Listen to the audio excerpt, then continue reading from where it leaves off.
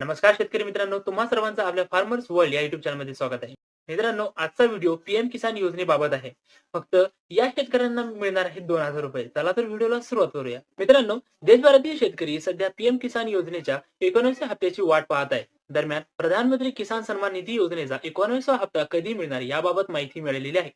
देशाचे प्रधानमंत्री नरेंद्र मोदी बिहार दौऱ्यावर असताना या योजनेचा पुढील हप्ता शेतकऱ्यांच्या खात्यात जमा केला जाणार आहे. प्राप्त झालेल्या माहितीनुसार 24 फेब्रुवारी रोजी शेतकऱ्यांच्या खात्यात प्रधानमंत्री मोदी किसान सन्मान निधी योजनेचा 19वा हप्ता जमा करणार आहेत. केंद्रीय कृषी मंत्री शिवराज सिंग चौहान यांनी याबाबत माहिती दिली आहे. देशातील जवळपास 13 कोटी शेतकऱ्यांच्या खात्यात ही रक्कम जमा होत आहे. मात्र त्यापूर्वी शेतकऱ्यांना एक महत्त्वाचे काम करावे लागणार आहे. हे काम केले नाही तर तुमच्या खात्यात पैसे जमा होणार नाही. ते काम काय ते बघूया.